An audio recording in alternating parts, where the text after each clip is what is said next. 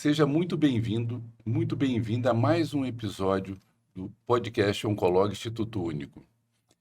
Hoje vamos ter um tema muito relevante e às vezes pouco falado, que é o câncer bucal e saúde bucal.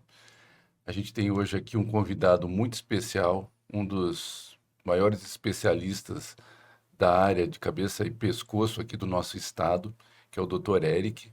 E é um grande prazer ele estar com a gente, é um colega muito querido e trabalha conosco na Oncolog e é o chefe do serviço do Hospital de Câncer, onde tem uma experiência muito grande e muito boa. André, antes do Eric começar a falar com a gente aqui, eu vou pedir para você que está participando, que está seguindo a gente, se você ainda não está inscrito no canal, aqui no canal da Oncolog, inscreva-se agora, ative o sininho para você ter notificações dos próximos episódios que a gente vai fazer. E eu queria, Eric, que você falasse um pouquinho sobre você, né? Sua formação, como é que você veio aqui? Você não é mato-grossense, como é que você veio parar aqui no estado do Mato Grosso? Vamos lá. A minha formação em medicina, eu fiz a faculdade na FAMEMA, Faculdade de Medicina de Marília. Me formei em 92. Aí, cirurgia geral na Santa Casa de Campo Grande. Voltei para Marília para fazer a cirurgia de cabeça e pescoço, onde eu terminei em 2000. E aí, de 2000, fiquei 4 anos e meio na região de Londrina, Arapongas, quando eu tive a possibilidade de estar vindo para um centro maior. E aí, com alguns colegas que já moravam aqui em Cuiabá, eu vim para cá, verifiquei o campo, tinha campo suficiente, aí eu mudei de Malicuia. Então, teoricamente, eu sou um pau rodado, mas já estou aqui desde 2004. Faz tempo, né? Legal, Já comeu cabeça de Já. pacu e já virou. Falando nisso, eu soube agora que nós temos um grande pescador aqui também além de médico, né? Tem histórias aí. A gente boas. gosta, para desestressar um pouquinho do dia a dia da medicina, da cirurgia. Pescaria é bom, você vai lá, você desestressa, fica lá quietinho. O bom da pescaria conta a história, né, André? Exatamente. A história É o que mais tem ali, né? Agora não tem como contar muita mentira, né? Porque agora você faz foto, você filma. Isso, então não é tem verdade. como contar muita mentira, mas... Tem os fios, tem aquela filmagem de baixo, assim, então o peixe aumenta, né? Já vi um monte de foto que o peixinho pequeno, quando põe pertinho, Ou assim. então, quando vem fazer a foto, você empurra o peixe para frente, assim, que ele fica maior do que você. É tudo técnica de foto. Eu vou deixar registrado aqui, André, que eu conheço o Eric desde 97, 98, ali na FAMEMA também, porque no mesmo lugar que ele fez a residência médica foi onde eu fiz ginecologia. Então, conheço o Eric desde a época de residência. Aí foi uma coincidência, eu não sabia que o Eric estava aqui em Cuiabá. Quando eu vim também foi em 2000, 2001, que eu vim para cá e a gente acabou se encontrando ali no Hospital de Câncer. E foi uma alegria muito grande, viu? Isso aí Legal. Agora é pescador, viu? Eu sou pescador enquanto tem cerveja. Acabou a cerveja, acabou a pesca. O Eric não. O Eric, ele insiste, ele vai, ele é bem pescaria insistente. tem que insistir. Tem, né? Eu também não tenho essa paciência. Eu gosto da natureza mesmo ali. E... Ô, Eric, e por que você escolheu essa especialidade? Assim? Você consegue, pelo tempo aí naquele momento, o que você te encantou naquele momento? Na faculdade, a gente colocava que a cirurgia de cabeça e pescoço era uma cirurgia muito mutilante, muito feia. Porém, depois que eu fui para o Exército, voltei para Marília, fiquei 2 anos acompanhando um professor, antes de fazer a residência, que era cirurgião de cabeça e pescoço e oncologista, lá na faculdade mesmo. E nesses 2 anos acompanhando ele, eu acabei gostando da cabeça e pescoço. Já fui para a cirurgia geral determinado a voltar e fazer a cabeça e pescoço. Tanto que os colegas, quando tinha na cirurgia geral, tinha alguma cirurgia da cabeça e pescoço, entra lá, vai lá. Porque é a cirurgia mais longa, às vezes demora mais de 8 horas. Demorava, né? Hoje nem dia. Em dia nem tanto. Então os colegas acabavam pedindo para eu entrar, porque já sabia que eu queria, posterior à cirurgia geral, fazer cirurgia de cabeça e pescoço. Então a gente entrava e ficava. Aí voltei para Marília e fiz a cabeça e pescoço. Eric, que tipo de cirurgia? Né? A gente fala cabeça e pescoço, é tudo de cabeça e pescoço, né? O cirurgião de Não, cabeça não, e não. pescoço, como é que... Deu uma grande confusão. Quem está assistindo não sabe. Fala cabeça, pescoço, Exato. fica olhando para a gente com a cara. O que será que é isso que estão falando? O que é cirurgião A de grande cabeça, confusão pescoço? que acontece é não só leigo, mas também colegas médicos, Sim. tá? Porque encaminham pacientes, às vezes, com tumor cerebral para a cirurgia de cabeça e pescoço. E a cirurgia de cabeça e pescoço, ela não trabalha com a parte neurológica. É basicamente da base do crânio até clavículas. Só que nesse espaço aqui tem muita coisa e muito importante. E como tem, né? Né? E uma área difícil, assim, o cirurgião tem que É o ser que a gente estava hábil, né? a gente estava conversando aqui fora. É uma cirurgia totalmente anatômica. Você sabendo a anatomia, você consegue resolver qualquer coisa, desde que o tumor também te proporcione isso. Respeite isso, né? É. Porque às vezes a oncologia não te dá essa. Não, não dá. Você sabe que ali passaria um nervo, mas cadê o nervo, né? O Não tumor acha, ou ele já está envolvido pelo tumor, ou o Aham. tumor já envolveu o osso, e aí a cirurgia vai ficando maior, você perde parâmetro. É isso aí. É difícil, imagino. Hoje, Eric, a gente vai falar um pouquinho. É lógico que a gente vai falar sobre todos os tumores, né? O que a gente puder falar, mas assim, especificamente do câncer de boca, né? Como no Brasil, né? Assim, ainda existe uma incidência muito grande de câncer de boca. Qual é o principal fator que leva a esse câncer? A incidência ainda é alta, mesmo nos grandes centros, São Paulo, eixo São Paulo-Rio, a incidência é grande. E aqui no Mato Grosso é maior ainda. A maioria dos tumores que a gente pega é na região de cavidade bucal e orofaringe. E o porquê disso? Porque você tem muito espaço, umas cidades muito longas umas das outras.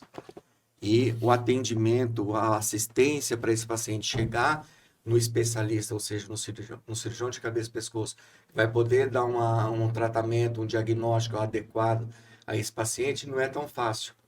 E muitas vezes também colega no interior, ou colega até mesmo na capital, não faz um diagnóstico, não tem a ideia de que possa ser. E aí acaba passando batido.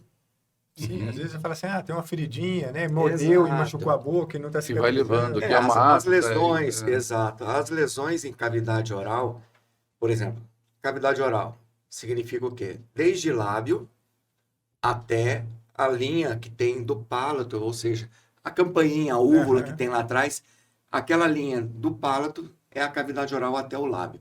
E aí você tem cavidade oral, língua, assoalho de boca, palato duro, palato mole, rebordo gengival, gengiva, lábio superior. Às vezes você tem algum tumor que é de maxila que está descendo para a cavidade oral através do suco gengivo-labial. Então, muitas coisas envolvidas ali. E às vezes o paciente tem uma afta, tem uma lesão na gengiva, às vezes até por prótese mal adaptada, e essa prótese fica machucando ali em cima e acaba evoluindo. Não que todo trauma de prótese vai causar, mas a certos pacientes, sim. Sim. Eu acho que é importante isso, né, André? Isso que o Eric acabou de falar, que às vezes a gente fala assim, diferenciar o que é realmente uma prótese que está machucando de um tumor de boca, né? E hoje a gente percebe que a população diminuiu um pouco também em tabagismo, né? Se a gente for comparar ou não, ainda tem, e o principal fator é isso ainda, 98% dos tumores em cabeça e pescoço está em relação com o tabagismo. tabagismo. E se o paciente é etilista, mais, isso aumenta 5 a 10 vezes mais. Olha só. É Então, muito assim, grande. se o paciente é tabagista, se o paciente é etilista ou só tabagista e apresenta qualquer lesão em cavidade oral, é primordial que esse paciente seja bem assistido e bem diagnosticado. Por quê? Se você pega um paciente num estágio inicial, uma lesão pequena, a cirurgia vai ser pequena. Isso. Se esse paciente chega para você no estágio mais avançado, onde já tem estrutura óssea da mandíbula ou da maxila comprometida, já tem alguma outra área, língua, assoalho, a cirurgia vai ser mais mutilante. E dentro da cabeça e pescoço, é uma área que você não tem muito como esconder. Está exposta. Está exposta ali, né, meu irmão? Não é ao contrário do tórax ou abdômen que você consegue com uma roupa esconder. Sim. Então está visível. E às vezes a cirurgia é muito mutilante que o paciente cria o estigma social de não sair mais de casa. Sim. Então tem muito disso. E altera não só a mutilação, mas a voz, né? Que às vezes Altera altera. tudo. Você altera a deglutição do paciente. O paciente não vai, às vezes, conseguir mastigar mais, mesmo com prótese depois. O paciente não consegue, às vezes, engolir sem a sonda, Uhum, que é o que a gente chama de deglutição por gavagem. Ele põe na boca e deixa descer. E vai acabar emagrecendo. Mesmo uhum, com a sonda, mesmo alimentando com a dieta enteral bem, dando um suporte calórico bom, esse paciente vai emagrecer. uhum. Eu acho que é importante para quem está assistindo saber dos sinais e sintomas principais, né? E aí a gente falou de cavidade oral, mas falando em cabeça e pescoço, eu acho que muitas vezes, assim, o médico cabeça e pescoço é um médico especialista, então é referenciado, a grande maioria das vezes te referenciam, né? Um outro médico encaminha, um familiar do Conhecido. paciente, ou conhecido te encaminha, né? E aí acho que seria interessante você falar dos sintomas gerais ali, além da cavidade oral, né? Vamos colocar assim: qualquer lesão em cavidade oral, tanto lesão esbranquiçada como avermelhada, que não cicatriza por mais de 15 dias, uma sensação de espinho de peixe ou na boca ou na garganta, tem que estar verificando também, tá? Nódulos no pescoço, às vezes o paciente tem uma lesão pequena na boca ou na orofaringe e já tem uma metástase no pescoço, ou seja, já tem uma disseminação linfonodal no pescoço. E ele acha que a primeira coisa que apareceu foi a linfonodo. Uhum, Chega lá, doutor, tô com esse caroço no pescoço, mas você vai examinar a boca do paciente, já tem uma lesão às vezes pequena, mas às vezes já tem uma lesão grande também. Então, tem que ter a avaliação do colega, principalmente quem está na ponta, quem está na unidade básica, no interior, para saber diagnosticar e saber encaminhar adequadamente esse paciente. Entendi. Eric, uma dúvida que eu tenho assim, a gente está ali também, né? A gente trabalha junto na Uhum. Oncolog, trabalha junto ali no Hospital de Câncer. É o paciente que chegou para você, né? Com assim a lesão, a gente já percebe, ele já está visível mesmo, como você falou, está na cara e ele já vem com diagnóstico, né? Como é que você faz assim esse acolhimento emocional, ali, essa consulta do diagnóstico ali? Como é que você costuma lidar com isso? Vamos lá. Esse paciente ele vai chegar para você muitas vezes nem sabendo do que se trata. uhum, Ele sabe que ele tem a lesão na cavidade oral, ele sabe às vezes que tem algum linfonodo no pescoço, mas ele não sabe do que é. A gente, pela experiência, já há algum tempo trabalhando na área, você de visualizar a lesão, você já determina, você já sabe o que significa. Mas você só pode afirmar com o resultado de uma biópsia na mão. A partir do momento que você tem essa biópsia na mão, esse paciente, muitas vezes, ele já chega emocionalmente abalado. Sim. uhum, Porque ele sabe que ele tem algum problema. Ele sabe que ele vai ter que enfrentar um tratamento. Muitos pacientes, eles não querem nem fazer o tratamento. sim, Porque ele sabe que ele vai perder uma área pelo tratamento, às vezes na língua, na mandíbula, ele vai perder uma área de mastigação, uma área anatômica, visual. Então, esse paciente, às vezes, ele não quer operar. E é onde, mesmo às vezes, tamanho avançado, a gente encaminha esse paciente para rádio e químio. uhum, E já também com toda a equipe multidisciplinar, com fisioterapeuta, com fono, Psicólogo. com psicólogo, para dar o acolhimento para esse paciente e minimizar o máximo possível o tratamento dele. uhum, Mas, é o que eu falei, cirurgia de cabeça e pescoço, infelizmente, não tem como esconder. Esse paciente ele vai ficar com estigma social, tanto de quem está visualizando ele, como ele mesmo não querer sair. sim. Eu perguntei, É um né? desafio mesmo, né? Para o médico, para o paciente, É. para toda a parte que envolve ao redor, né? Eu já tive Psicólogo, fono, paciente que já estava etc. programada a cirurgia dele. A gente, pelo tamanho da lesão, a gente ainda conseguia retirar a lesão. Porém, que quando foi autorizada a cirurgia dele pelo SUS, no dia da cirurgia eu suspendi. Porque ela já tinha, era uma lesão de língua, já tinha ultrapassado pro contralateral, que a gente chama, Aham. já estava mais fixa. Eu falei assim, eu não vou operar o senhor. Eu vou mandar o senhor para a rádio e químio e depois a gente reavalia. Já avalia. Ele está até hoje em tratamento. Teve hoje comigo fazendo uma videolaringoscopia. Uhum, E sem lesão nenhuma. que legal. É isso. Hoje os avanços são interessante também, né? O grande problema que a gente enfrenta é, às vezes, a resposta do tumor ao tratamento químico e radioterápico. Uhum. Tem tumores que respondem bem, mas alguns tumores não respondem. Aí acaba ficando lesão residual, uma lesão mais fixa, que você não, às vezes, vai mutilar muito. Então, às vezes, é melhor você tentar ainda mais alguma quimioterapia na tentativa de regredir e não deixar esse tumor avançar. Eu perguntei isso aí, André, porque assim, eu já tive paciente com câncer de mama que não quis tratar porque ia ficar sem a mama ou ia perder parte da mama, né? E é uma área ainda que tá. Você tampa, você pode usar o Uhum. sutiã, você tem essa dificuldade. Agora, quando você tá com tumor no rosto mesmo, né? Assim, é evidente que vai só, você vai perder a mandíbula, você vai ficar sem sua mandíbula. Talvez ele precise de um tempo maior para decidir em relação à cirurgia. E esse passo da quimio-rádio, além de diminuir o tamanho do tumor e facilita a cirurgia, eu acho que é um tempo para ele pensar também, para ele assimilar aquele problema. Que não é de um dia para o outro, né, Eric? Não. Os Sim. tumores, eles não Não, aparecem assim de não. repente, de um dia para o outro. Às vezes chega alguns pacientes para nós que, doutor, tô com uma dor na garganta, tá ruim para engolir, mas tem quanto tempo? Tem uns 5, 6 meses. Você vai examinar o paciente, Tem mais que tem isso. uma lesão enorme dentro da boca do paciente.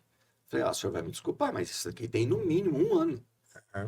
Mas começou a doer agora. Eu falei, então Tá tá, bom, mas começou a doer agora, mas o senhor já tinha esse problema há mais tempo. Então o senhor deveria ter procurado uma assistência. O grande problema também que eu vejo, Luciano, André, é quem faz o diagnóstico lá na ponta, Isso, tá? é Por isso quê? mesmo. A gente sabe que tem muitos pacientes que chegam para nós com lesão avançada. Você pergunta para o paciente, o senhor procurou médico? Procurou um dentista? Procurei, doutor. Fui. Mas abriram a boca do senhor? Viram essa lesão? Não. O médico só chegava, passava a receita. Eu tô com dor de garganta. Passava a receita da medicação e me mandava embora. Isso é muito ruim, É, né? isso é difícil. E para o dentista está com a lesão visível ali. É um paciente de boca aberta. Eu tive um paciente que estava com tumor de mandíbula e um dentista por aí fez um implante dentário em cima do tumor. Uhum. O paciente perdeu a prótese. Uhum. Então, o que a gente precisa é que os colegas no interior, os colegas na ponta, na unidade básica, tanto dentista como médico, como enfermagem, tenham essa noção do que lesão em cavidade oral, que não melhora, que só vai piorando, paciente que tem um histórico de tabagismo, pensa um pouquinho lá na frente que pode ser um câncer de cavidade oral, um câncer de cavidade bucal. E com isso você vai poder encaminhar esse paciente para uma assistência adequada e aonde a gente vai poder fazer um tratamento adequado, cirúrgico ou não. Isso Sim. aí, Eric. A gente sempre discute aqui nos nossos podcasts, e se você que está nos ouvindo aqui, assistindo, pegar os episódios anteriores, a gente sempre fala disso, da demora do diagnóstico e da demora para chegar realmente no tratamento de um especialista. Nós temos duas hoje no Brasil, eu falo que a gente tem duas realidades, a realidade SUS e a realidade aí do convênio particular. Não é que o tratamento seja diferente, mas o tempo de tratamento ele é diferente e isso faz toda a diferença.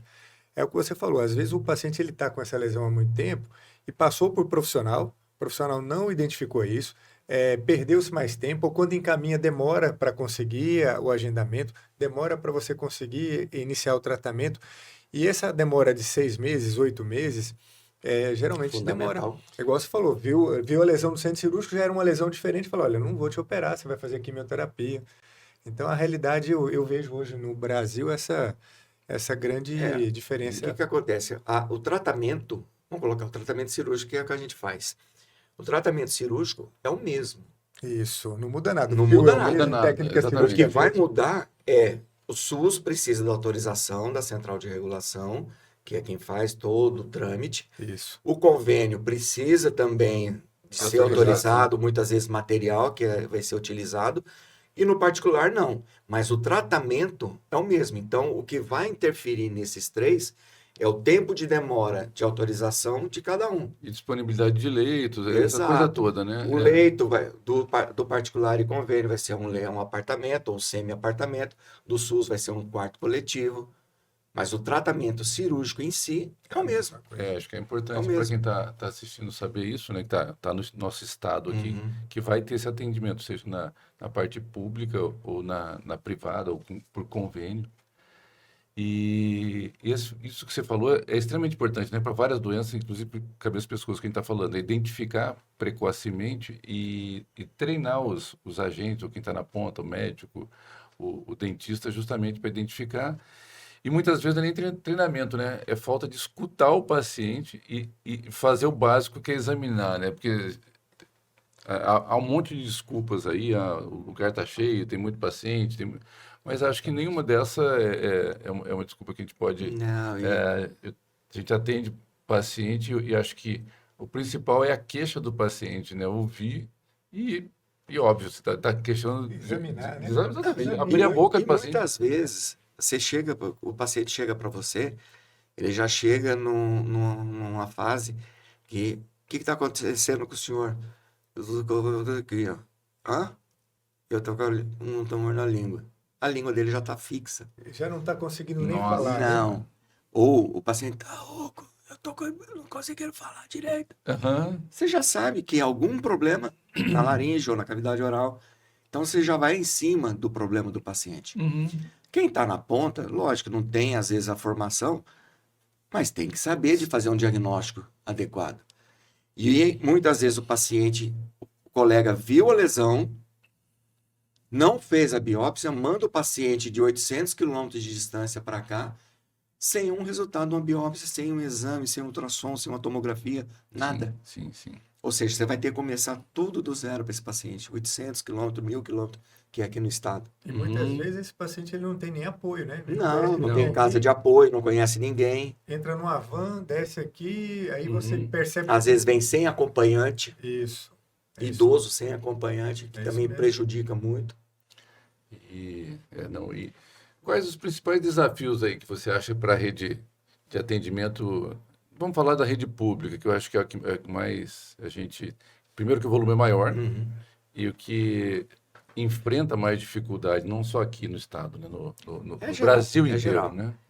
O maior problema que eu acho é reconhecer a lesão e diagnosticar a lesão. Tá.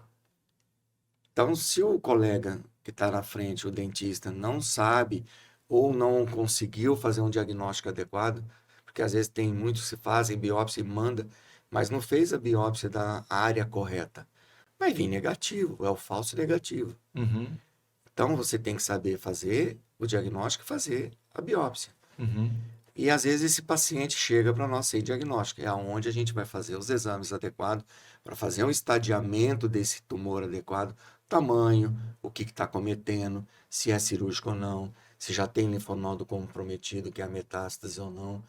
Fazer todo o estadiamento, fazer os exames para estadiar, que é a videolaringoscopia, que você entra com a câmera dentro da boca, você visualiza toda a lesão, a extensão dela, o que está comprometendo. Dependendo da sensibilidade do paciente, dependendo da cooperação do paciente, durante a própria videolaringoscopia, já dá para você fazer a biópsia e ter um diagnóstico. uhum. E a tomografia para complementar isso. Então, com base nesses exames, na biópsia e com os exames de estadiamento, você consegue fazer um tratamento adequado para ele, cirúrgico ou não. O desafio hoje é fazer diagnóstico precoce, né, Eric? Porque o tumor grande, qualquer um faz diagnóstico, né? Se Tá visível, tá né? visível, Sim. fala, pô, você tá com câncer aí, já ficou fácil, né? Mas aquele tumor inicial, que muitas vezes você vai fazer uma cirurgia menor, tem uma chance maior de cura. Acho que eu falo assim, os dois grandes desafios que a gente tem no câncer de cabeça e pescoço, especificamente de boca, é fazer a prevenção. Queria que você falasse um pouquinho como se faz uma prevenção, né? Se é evitável o câncer de boca e como é que seria, né, assim, o ideal para fazer um diagnóstico precoce. Diagnóstico precoce. Paciente que teve a sensibilidade de alguma lesão na cavidade oral, igual eu falei, alguma lesão na prótese, na gengiva, prótese machucando, lesão para dificuldade ou dor para engolir, principalmente a hora que o alimento passa pelo céu da boca ou lá atrás, no início da orofaringe. esse paciente ele tem que estar, principalmente se ele é tabagista, ele tem que estar esperto, ele tem que estar ciente que ele pode ter uma lesão maligna, um câncer. E não esperar muito tempo. Lesão de lábio, às vezes é uma feridinha de lábio, o paciente fica postergando. Não, isso aqui vai melhorar com pomadinha. Aham. Ah, vai no posto, a pomadinha. Geralmente é uma úlcera, né? É. Que vai crescendo, vai. E essa úlcera vai aumentando. Aham. Às vezes até que a gente tem que tirar quase Uhum. metade do lábio, Aham. tanto superior como inferior. Lesões de pele também na face. Então, primordial para esse paciente. Notou alguma diferença? Não precisa muito. Ó, dá uma olhada no espelho, abre a boca na frente do espelho, põe a língua para fora, move a língua para os dois lados, vê embaixo da língua se tem alguma lesão, tenta ver.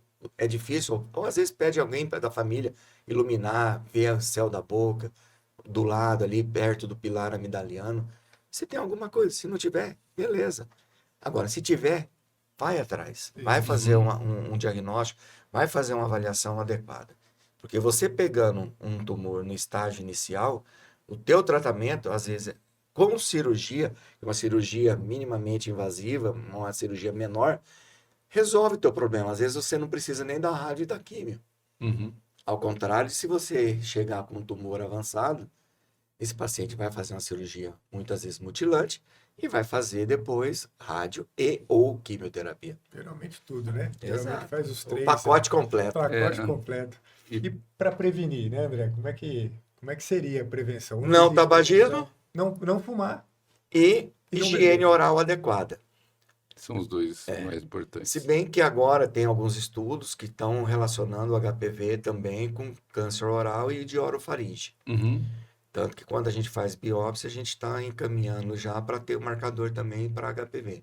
E o Então é chimarrão? importante. Não, o chimarrão não. Chimarrão. O chimarrão é mais para esôfago. A temperatura, né? né, A de- temperatura, porque às É vezes mais o para pessoal esôfago. falava assim, a bomba pega no lábio, aí é mais esôfago mesmo, né? De lábio a gente tem devido ao sol, Aham. para lábio, principalmente lábio inferior, mas chimarrão para lábio, pela temperatura da bomba, Aham. Mas,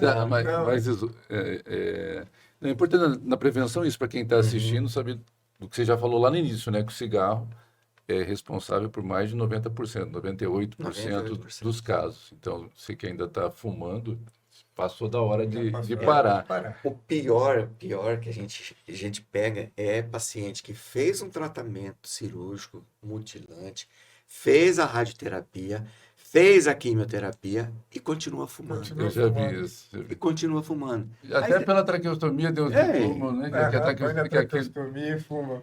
o Luciano conheceu um professor de vascular lá em Marília, que ele teve um câncer de laringe. A equipe da cabeça e pescoço, com o Operou. meu chefe lá, nós fizemos a cirurgia nele e ele fumava pela traqueostomia. Isso, louco, né? Ou seja, é complicado, porque tudo bem, ele fez o tratamento da cavidade oral, da boca, mas ele pode ter um segundo tumor primário, Uhum. em laringe, orofaringe. Então, é complicado. Sim, sim. É bem difícil essa situação. E você falou do HPV também, né? É Uhum. importante lembrar que hoje a gente tem vacinação vacina. para HPV, né? São vários tumores que estão relacionados ao HPV e acho que de cabeça e pescoço é importante que meninos e meninas tenham disponível dois. na rede pública Isso. Bem e lembrado. para os pais aí lembrar que a partir dos 9 anos pode ir na rede pública e ser vacinado, que vai proteger de tumores aí no futuro. Cavidade oral, Tem colo que de lembrar útero. que não é só para colo de útero, né? Exato. Hoje em dia também tem o HPV relacionado a tumores de cavidade oral e orofaringe. Exatamente. Eric, eu queria assim aproveitar. Eu sei que você tem várias histórias, né? Então, esse tempo todo aí de já vários anos de profissão. Eu queria que você contasse pra gente aqui uma história que te marcou. Fala assim, de um paciente que fala assim, olha, cara, não acredito, aconteceu isso e isso comigo, assim. Tem uma paciente nossa, inclusive junto com a equipe da Bucomaxilo, que estava com um sarcoma de partes moles que comprometia a mandíbula dela, nova, se não me engano, 23 ou 25 anos.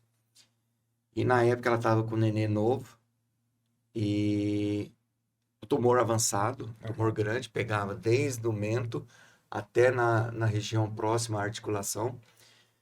E a proposta para ela era a pelviglossomandibulectomia, ou seja, retirada de Toda todo essa região o segmento da mandíbula. De início, ela foi resistente, mas ela viu que era o único tratamento possível para ela, porque era um sarcoma. Se não tirasse a lesão principal, a quimio, a rádio, poderia não ter efeito, ainda mais em cima de osso. E aí concordou com a cirurgia. Levamos ela para a cirurgia.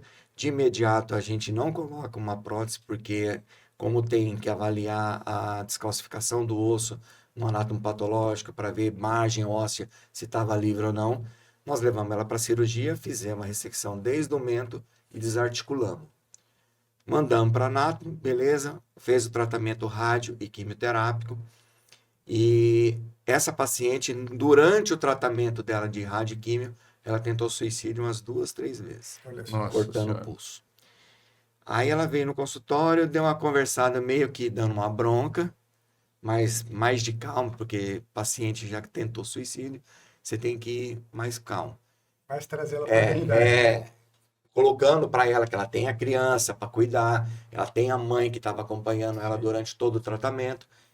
E, posteriormente, ela evoluiu com o término do tratamento, beleza, sem recidiva, nada, e chegou a tocar o sino do hospital. Então, assim, são coisas que mostram para nós que existe a possibilidade de tratamento. Tudo vai depender do estágio que chega para nós, tudo vai depender da resposta do tratamento, se o paciente quer ou não ser tratado, e da resposta ao tratamento químio e rádio quando houver necessidade. Uhum. Lógico, essa paciente já está em acompanhamento, mas está praticamente, teoricamente, Tem quantos curada. anos isso? Tem quantos anos? Não tem muito não. Ela tocou o sino tem acho que 2 anos. 2 anos? Pô, mas já História para sarcoma já é uma Já é, grande sim. vitória. Porque, Sem recidiva. porque sarcoma, se for para recidivar, recidiva já é imediato. Imediato. Sarcoma é um É tipo de tumor que, se a cirurgia deu certo, maravilha. Se não deu certo também, você percebe 2 meses depois, você já percebeu que não deu rápido, certo. é rápido. Você vê isso em mama e essa- outras, né? Essa história eu achei interessante, Eric. Eu vejo assim, cada um é uma história, né? E muitas. A gente já abordou em episódios anteriores aqui, a gente sempre está falando de oncologia, a gente já trouxe psicólogo, já falamos com psiquiatra, já falamos com pessoas também que voltadas aí para a parte de oncologia, e a gente, muitas vezes, o mesmo tumor, o mesmo estadiamento tem história diferente. Tem história Exatamente. diferente. E a percepção do paciente disso também, né? Ele abala o psicológico do paciente, às vezes um tumor Justamente. pequeno e assim por diante. O Eric, com relação à cirurgia, o que a gente tem de avanços hoje em cabeça e pescoço? O que você pode trazer aí de esperança para os pacientes? É a técnica, são próteses? As técnicas, em relação às técnicas, são praticamente as mesmas. Hoje em dia você tem para alguns tumores, principalmente de tireoide, né, saindo um pouquinho.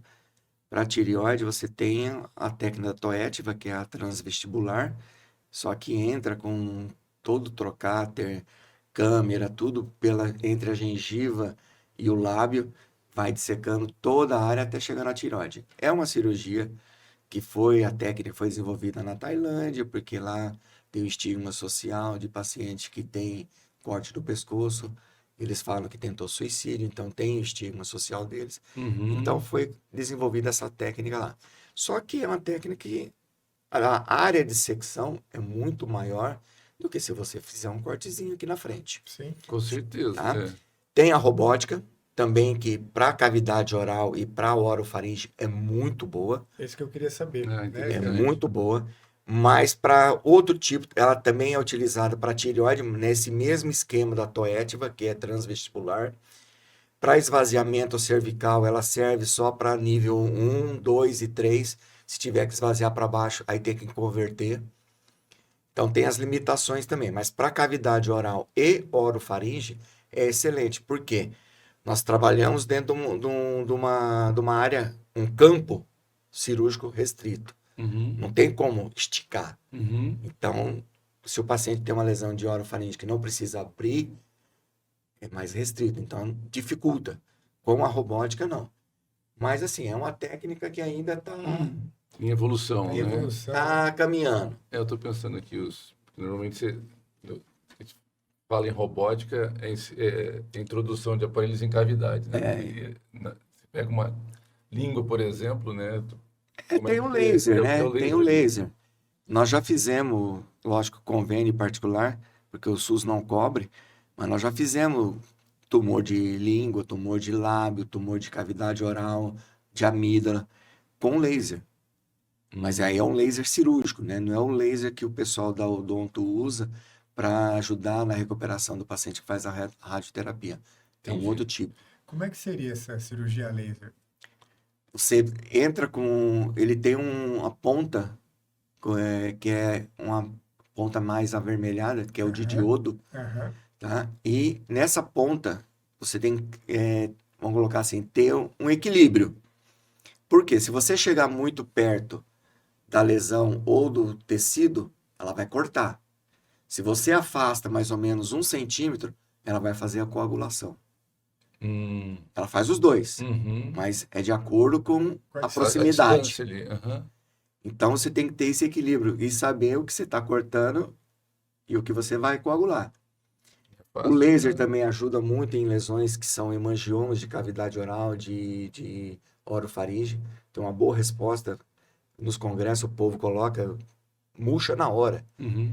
seca na hora o hemangioma. Isso é rapidão, Interessante. né? É, Você mas coloca ele ali. exato, mas aí é com isso. A proximidade, ela não encosta, ela deixa afastado que vai dar essa possibilidade de hemostasia. Então, é rápido. Eu acho que, falou de prevenção, falando de tratamento, eu acho que é interessante para quem está assistindo saber desses avanços todos Uhum. e que os tratamentos combinados, como você falou, né, que tumores grandes, tem esperança para isso, né? A Tem. gente tem, além da cirurgia, a radioterapia também, que tem grandes avanços hoje, né? É o que a gente coloca para o paciente, muitas vezes, quando está comprometendo praticamente só tecidos moles, que a gente chama, língua, assoalho de boca, não chegou na mandíbula ou na maxila, a gente coloca o paciente, a depender do tamanho, a depender das características do que está acometendo, a gente coloca o paciente que existe a possibilidade de rádio e ou quimioterapia associado pré-tratamento cirúrgico. Muitas vezes, quando o paciente, a gente sente que ele está resistente ao tratamento cirúrgico, que ele Uhum, sabe que vai ser mutilante. E aí ele acaba optando. Dependendo do paciente e da resposta do tumor, tem uma boa resposta. Ótimo, uhum, a gente vai acompanhando. Agora, a partir do momento que tem osso comprometido, a radioterapia, principalmente, ela não vai ter uma efetividade muito grande. uhum. E aí não adianta você fazer Sim. uma radioterapia, irradiar toda a área, que vai dificultar depois no tratamento cirúrgico, porque gera um processo inflamatório, fibrose muito grande, inclusive em cima de vasos, Uhum. artéria, veia, nervo, e aí vai complicar para você depois na cirurgia. Então é preferível esses pacientes, quando tem envolvimento ósseo, levar esse paciente para a cirurgia primeiro, lógico, se o paciente concordar, e aí posterior tratamento complementar. Sim. Existe alguma região, Eric, que tenha assim, uma incidência maior? Aqui no Mato Grosso mesmo, você fala assim, olha, em tal região a gente tem uma incidência maior. Aqui no Mato Grosso está geral. Tá geral, Uhum. né? Não Geral. existe um município que Não, fala, olha, desse tá não. mais específico. É geral. Todos os municípios, todas as regiões aqui do Mato Grosso, sempre chega paciente para nós. Uhum. E outra coisa no tratamento interessante é que surgiram também a imunoterapia para os casos mais Ah, avançados, está entrando em vários tumores e cabeça pescoço realmente Também. tá tendo caso de boa resposta, longa duração, tudo. É mais uma Mais esperança uma para os arma, né? pacientes, Uma arma porque, de tratamento. historicamente, a gente que já pega desde lá de trás, era cirurgia, radioterapia, muito pouco de quimioterapia, era Era dois, três medicamentos para e tudo, só, né? para tudo, todos avançados. E hoje realmente está entrando novas medicações e Tem com muito mais paciente que resposta. chega para nós, principalmente mulher, chega para nós, doutor, mas o senhor vai me mandar para quimioterapia, vai cair meu cabelo? Falei, olha, quem vai poder te dizer isso é o oncologista clínico, que é quem vai fazer a tua quimioterapia. Uhum, Mas hoje em dia são várias drogas que são utilizadas. A depender do teu caso, a droga que ele vai utilizar pode ou não. Ele que uhum. vai definir para você. Mas uma das primeiras perguntas que a paciente, principalmente mulher, faz, vai cair meu cabelo? para mim Uhum. é sempre essa, né? A gente já conversou aqui, o primeiro medo que o paciente tem é o medo da morte. É. No meu caso, que sou mastologista, o segundo medo é se vai perder a mama e se vai cair o cabelo. São as perguntas que toda consulta, quando você faz o diagnóstico, são essas aí, né? Você vai na... O cabelo, na parte de quimioterapia, a primeira pergunta de efeito colateral, vai cair o cabelo? Porque o Não está nem restante... preocupado se vai Não. ter vômito, se não vai conseguir comer, se vai ter estomatite na boca, nada, não está nem preocupado. Fica irrelevante, ele quer saber disso. E realmente a gente volta para o estigma social, né? Porque você estava da mutilação e a perda do cabelo, perde a imagem, e no trabalho, e na família, no filho. Realmente, já tive história de paciente que fala que o filho ficava olhando, Ficava mas seu olhando. cabelo vai crescer quando? Aí a paciente fica mais ansiosa ainda, né? E bate tudo nesse aspecto aí de Esses dias, estigma. eu lembrei de uma história que não é de cabeça e pescoço. Uma paciente que eu operei agora também recentemente, câncer de mama, paciente jovem, e a mãe faleceu de câncer de mama, até recentemente. Eu operei ela, aí ela falou, doutor, minha mãe mora em Campo Grande, minha mãe não tá legal, posso visitá-la? Eu falei, não, só não pode como deve, né? Não é porque você operou que não visita sua mãe. Ela visitou e logo depois a mãe veio falecer. E eu fiz o linfonodo sentinela e veio positivo, né? Eu tirei 2 linfonodos, que você, acho que é até paciente nosso em comum. Aí veio positivo, a gente conversou para reabordar a axila. Falei, olha, fizemos sentinela, tá positivo, vale a pena a gente fazer uma amostragem axilar maior. Ela foi explicar para o filho dela, tinha um filhinho, tem um filhinho, né? Não tinha, não, tem um filhinho. Ela falou assim, a mamãe vai ter que ir para o hospital, que a mamãe vai ter que operar, e ele fazendo a mala, né? Aí o menino viu que né, foi no enterro da avó, falou assim, mãe, mas a senhora não vai para o céu não, né? Ela falou, não, meu filho, não, meu filho, eu não vou não, eu vou operar e a mamãe volta. E ela me contou essa história, eu achei tão, assim, interessante, porque a A criança inocência falou da assim, criança, né? falou assim, pô, vovó, né, aconteceu com a vovó, não, com a senhora não, né? Então, assim, E a criança é sincera, né? ela é muito É, sincera. Ela não tem, Não tem ela, meio o termo, que ela não. pensa, ela fala. isso é de ver a morte é uma coisa que a gente às vezes fala na parte de paliativo, né? Que hoje há um afastamento das pessoas na parte final Uhum. que hoje está tentando se resgatar e as crianças não viam, porque antigamente o velamento era nas casas onde deixava lá o caixão, historicamente iam lá. Hoje não é em casa mais, é num lugar distante, muitas vezes não vai a criança, nunca viu nada, e isso vai crescendo sem ter o contato que é natural de todos nós, vamos ser finitos, né? Você deve ver muito isso, né, André? Aqui em São Paulo eu via muito isso, que às vezes a família chega num ponto que o vai e volta para o hospital, ela não quer mais voltar para casa, ela quer que o paciente fique Exatamente. internado, que fique ali. Então, acho que no seu dia a dia você vê muito isso, né? Muito, e acho que muito desse preparo, isso aí que você falou da criança, realmente, já está tendo um contato natural, né? E a pergunta foi espontânea. Apesar de não ter sido pertinente se fosse um adulto perguntando, né? Mas assim, a espontaneidade é interessante. Ah, E, não, você falou de tireoide, acho que a gente podia aproveitar isso aí. Acho que é um dos Fala um tumores que pouquinho mais se opera também, né? Você pegar dentro da cabeça e pescoço, um É. grande volume. e, e geralmente, quais são os sintomas aí que te levam Às a... vezes nada, não dá sintoma nenhum. Às vezes você tem um nódulo na tireoide, é que a gente sempre coloca para o paciente. Porque tem paciente que chega para nós, doutor, eu vim com esse exame, com esse ultrassom aqui, com esse nódulo aqui. Você olha, beleza. Mas e o exame de sangue para ver a dosagem hormonal da tireoide da senhora? Não fiz.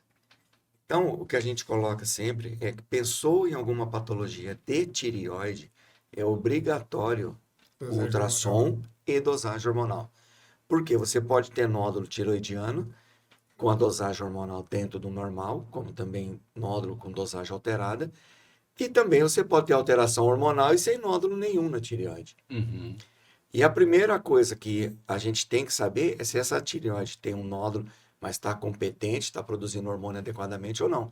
Porque mesmo se não tiver competente, nós temos que compensar essa paciente, deixar ela o que a gente chama eutiroidiana, eutiroideia, com dosagem do hormônio dentro do normal para pensar em cirurgia. A gente não pode levar o paciente nem com hipo nem com hipertireoidismo. E nódulo em tireoide, às vezes é um crescimento insidioso, lento. Às vezes é um crescimento rápido. Às vezes você tem um nódulo muito pequeno na tireoide e o primeiro sinal é um linfonodo, é uma íngua no pescoço. Uhum. Eu tive pacientes já com... Chegou para mim que puncionaram. Ela apareceu com um monte de gânglio no pescoço. Puncionaram, veio com punção positiva para carcinoma papilífero, que é um dos tipos de tumor de tireoide. E aí viram o nódulo na tireoide e não puncionaram. Ou seja, obrigatoriamente você tem que puncionar um nódulo na tireoide para confirmar que é ele que está causando todo o problema. Uhum. Já tinha um diagnóstico no linfonodo. No linfonodo, Linfonodo, né? exato. Aí já... Aí fizemos a punção dela, o porém dela que ela estava gestante de 22 semanas, tinha todo o porém, ela já tinha linfonodo bilateral no pescoço, todas as cadeias. A gente conversou a respeito da possibilidade de aborto, possibilidade de perda do neném. Ela enfrentou, foi para a cirurgia, correu tudo bem. Tiramos 81 linfonodos do pescoço dela, dos 81, 43 comprometidos. Caramba! Esvaziamos, infelizmente, tive que fazer um colar no pescoço dela. 80. E na tireoide positivo também. Com 30 dias, ela retornou para ver o resultado. No exame, já tinha linfonodo na fossa supraclavicular. Levei ela de novo para a cirurgia. Esvaziei as duas fossas. Aí, foi com um colega da medicina nuclear. É lógico que ela deu à luz. Foi com um colega da medicina nuclear para fazer o iodo radioativo. E aí, ele pediu ultrassom. Acharam mais linfonodo no pescoço dela. Só que numa área que já foi mexida. Eu virei e falei assim, não vou mexer. Vou mexer de novo. Porque o risco de iatrogenia, o risco de lesão vascular, nervosa, essa paciente ficar com disfonia ou rouquidão permanente, ou até outros problemas, o risco era muito grande em relação a deixar e tratar ela com iodo. Lógico, conversei com o médico nuclear, entramos no consenso com ela e com a paciente, e aí ela foi para iodo. Fez uma dose alta, está em acompanhamento, sem problema nenhum.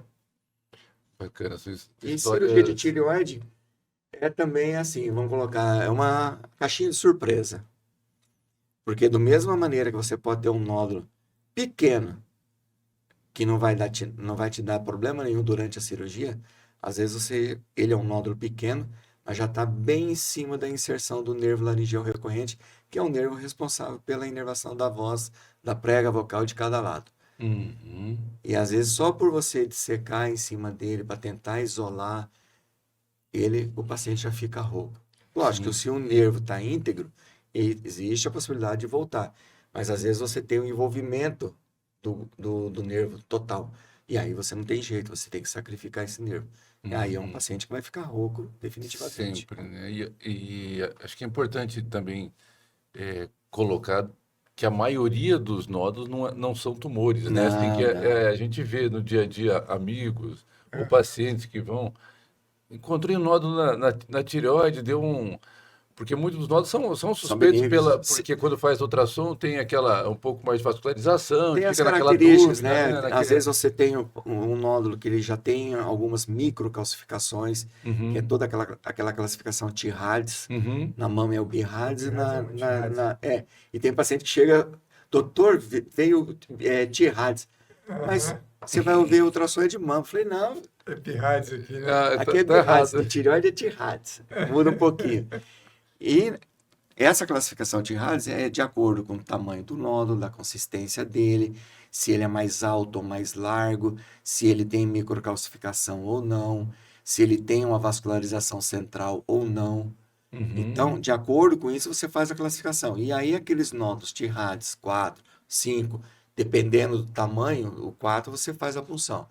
O 5, obrigatoriamente, todos vão para a punção, independente do tamanho. Não, e a gente vê isso no pânico, principalmente mulheres, né? Que é mais comum em mulheres e a gente... 5 para 1. 5 para 1, né? Muito grande a frequência. Eu vejo bastante. E hoje, assim, geralmente nos check-ups acabam fazendo ultrassom da mama, do abdômen e da tireoide, né? Então, isso é bom, porque diagnostica precocemente. Mas, por outro lado, a gente vê muito pânico disso aí. Tem, E o que acontece? às vezes você tem um nódulo pequeno que você foi diagnosticado pelo ultrassom, o seu tratamento vai ser melhor. Uhum. Às vezes a gente pega o que a gente chama de microcarcinoma de 0,7 centímetro. Nossa, muito pequeno. Pequeno, mas o tratamento é mais adequado. Uhum. E assim, cirurgia para tireoide, veio maligno, é cirúrgico. O primeiro tratamento é cirúrgico. Uhum.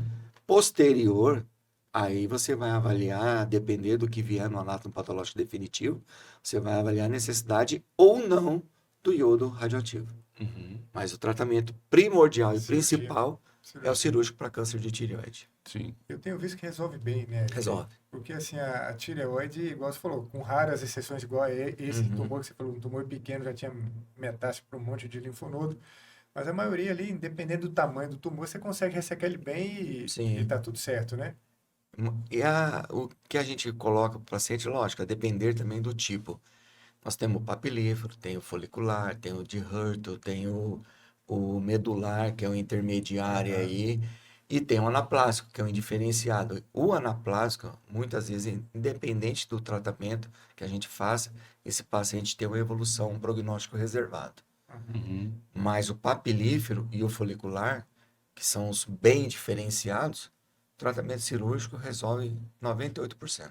Resolve muito bem, né? Resolve. Tireoide igual você falou, né? É dosagem hormonal e ultrassom. Ultrassom.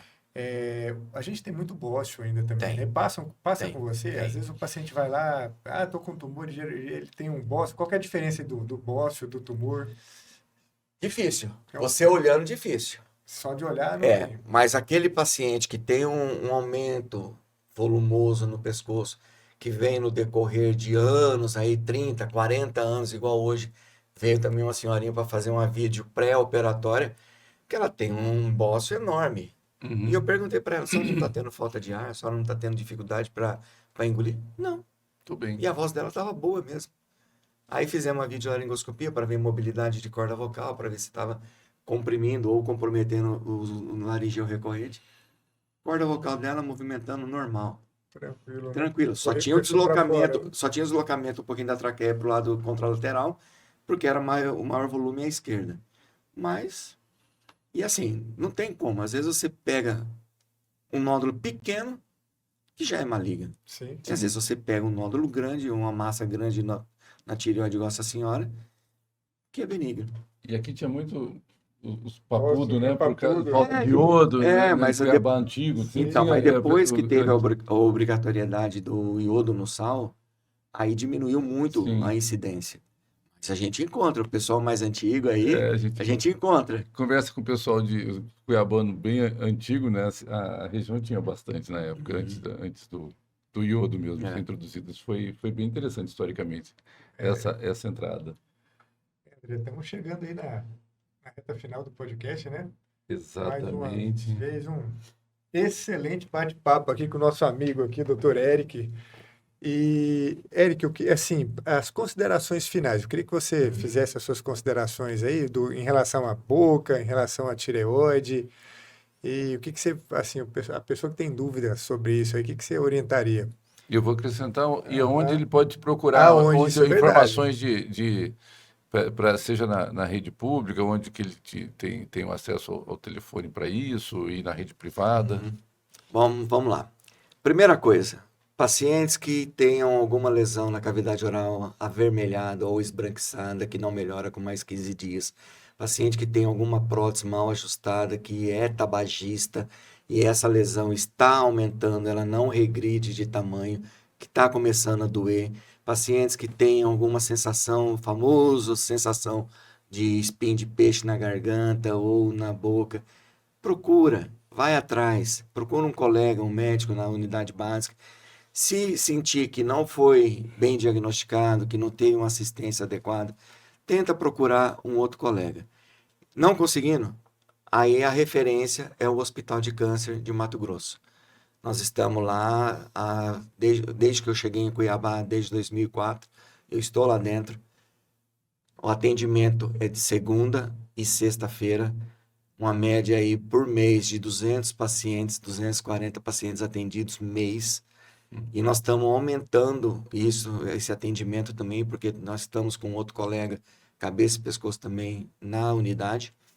E com isso, procura um colega, procura um cirurgião de cabeça e pescoço para dar um tratamento adequado, um diagnóstico adequado e um tratamento adequado a você. Primeiro, lesões iniciais, lesões pequenas, o tratamento vai ser muito melhor, o tratamento vai ser muito menor para você. Tratamento, lesões mais avançadas, aí é outra conversa. Aí o tratamento pode ser mais difícil, principalmente em relação à estética e à parte funcional, alimentação, deglutição. Então, o que eu gostaria de deixar é lesões em cavidade oral, tireoide também, nódulo no pescoço, lesões na pele, lesões na face, lesões na cavidade nasal. Procura um especialista, procura um cirurgião de cabeça e pescoço para fazer um diagnóstico e um tratamento adequado. Hospital de Câncer, eu atendo lá, atendo na Clínica Oncolog também, toda segunda-feira à tarde, e estamos à disposição. Eric, muito obrigado mais uma vez. Informações pertinentes aqui. Eu tenho certeza que quem escutou a gente até agora, né, André? Aprendeu bastante aí sobre câncer de boca, câncer de tireoide. E você também, meu amigo, fazer suas considerações finais aí. Exato. Eu Chamar queria... o pessoal para curtir também, né? Exatamente, não esquecer, né? Quem viu até agora, já vai lá nos nossos canais, curta, compartilhe e ative as notificações, porque nós estamos tendo episódios aí muito importantes com profissionais de alto gabarito. Eu queria agradecer muito o Eric, É um prazer. parabenizar aí pelo trabalho que você vem fazendo aí para os pacientes, para o estado de Mato Grosso, esse volume absurdo de pacientes aí atendidos, né?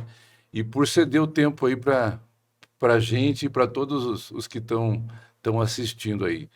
E tenho certeza que são as informações corretas, fidedignas e que vocês vão realmente ter muito a aprender com isso.